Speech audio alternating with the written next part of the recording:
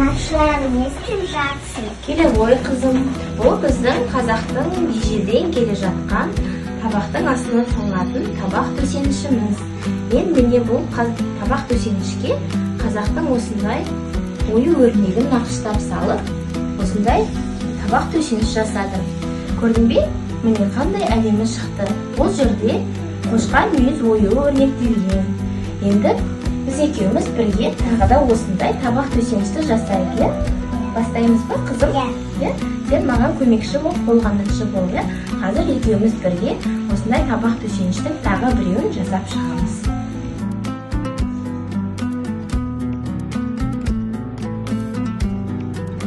Анашым, қандай әдемі. Міне қызым, көрдің бе? Біз екеуміз бірге табақтың астына салынатын табақ төсенішті бірге жасап шықтық. Бұл екеуміздің бірге жасаған еңбегіміз. Енді бұл табақ төсенішімізді күнделікті ыстық тағамдардың астына қоюымызға болады. Мына өрнектерді өзің жасап, маған көмектестің. Менің қамқоршым, ақылшым, алтыным сол. Әкешім, не істеп жатсыз? Ау балам, келе ғой, көрсетейін, үйретейін ба? Не істеп жатқанымды кел жақын. Ол қамшы.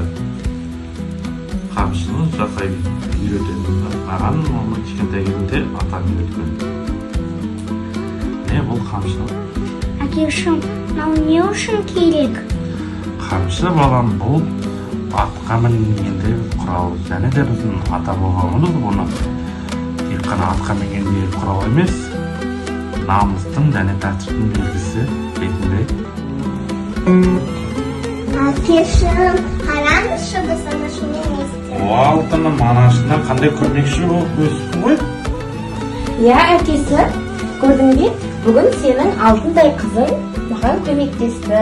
Табақтың астына салынатын осындай табақ төсенішті екеуміз бірге бірлесіп жасадық. Сен ұлыңмен не жасадың? Қамшы жасадым.